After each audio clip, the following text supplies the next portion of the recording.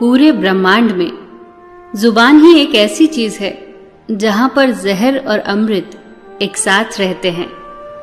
सबसे अधिक घाव यदि कोई पहुंचा सकता है तो वो है हमारे शब्द, हमारे वचन। शब्द यदि चाहें तो अमृत बनकर आपको जीवन दान दे सकते हैं, या फिर घृणा का विष बनकर आपके जीवन को पीड़ादायी बना सकते हैं। एक बार एक आदमी का अपने पड़ोसी से झगड़ा हो गया। उसे इतना क्रोध आया कि उसने अपने पड़ोसी को बहुत अपशब्द कहे। जब क्रोध शांत हुआ तो उसे बहुत पछतावा हुआ। वो अपने गुरु के पास गया और उनसे विनती की कि ऐसा कुछ करिए कि सब पहले जैसा हो जाए।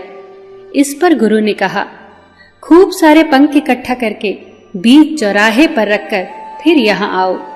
आदमी ने ऐसा ही किया और वो फिर गुरु के पास पहुंचा। अब उसके गुरु ने कहा कि जाओ और सारे पंख इकट्ठा करके अब उन्हें मेरे पास लाओ। इस पर उस आदमी ने पूछा, ये कैसे संभव है? अब तक तो वहां एक पंख भी न होगा। गुरु ने मुस्कुरा कर कहा, बस यही तो होता है शब्दों के साथ भी। शब्दों का चुनाव जहां भी थोड़ा सा भी गलत हुआ फिर कुछ भी पहले जैसा नहीं रहता। शब्द संभारे बोलिए, शब्द के हाथ न पाओ।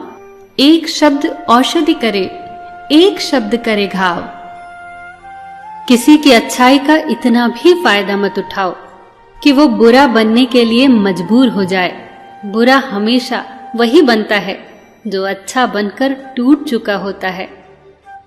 पसंद करना और प्यार करना दोनों अलग अलग चीजें हैं।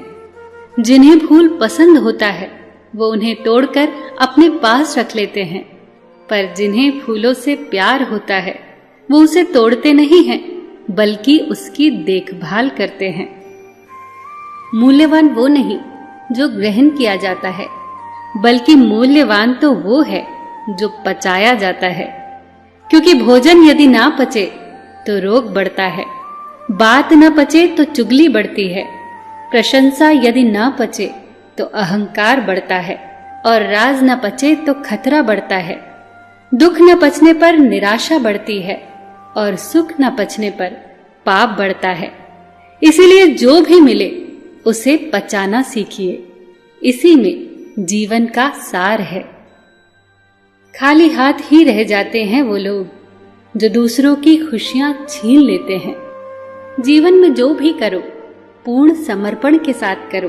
प्रेम करो तो मीरा जैसा, प्रतीक्षा करो तो शबरी जैसी, भक्ति करो तो हनुमान जैसी, और शिष्य बनो तो अर्जुन जैसा। फकीरों की सोहबत में बैठा कीजिए, बादशाही का अंदाज खुद ब खुद आ जाएगा। प्रभु कहते हैं, तुम किसी का कुछ न बिगाड़ो, मैं तुम्हारा कुछ न बिगड़ने दूंगा। घड़ी को सिर्फ देखो मत, बल्कि वो करो जो घड़ी करती है। बस चलते रहो। अगर रास्ता खूबसूरत हो तो पता करो कि किस मंजिल को जाता है, लेकिन अगर मंजिल खूबसूरत हो तो रास्ते की परवाह कभी मत करो। वर्तमान से सुख लेने का प्रयास करो। भविष्य तो कपटी होता है जो केवल आश्वासन देता है, गारंटी नहीं। छोटी छोटी खुशियां ही तो जीने का सहारा बनती हैं। इच्छाओं का क्या है, वो तो पल पल बदलती हैं। जीवन में दो लोगों का होना बहुत जरूरी है। एक कृष्ण का जो ना लड़े फिर भी जीत पक्की कर दे, दूसरा कर्ण का जो हार सामने हो फिर भी साथ न छोड़े। और ये अंतिम पंक्तियां आप सभी के लिए। दुआ मिले बड़ों से, साथ मिले अपनों से, खुशियां मिले जग से, रहमत मिले रब से, प्यार मिले सबसे, बस यही दुआ है रब से। सब खुश रहे आपसे और आप खुश रहें सबसे। सबका ख्याल रखना पर अपना भी ख्याल रखना।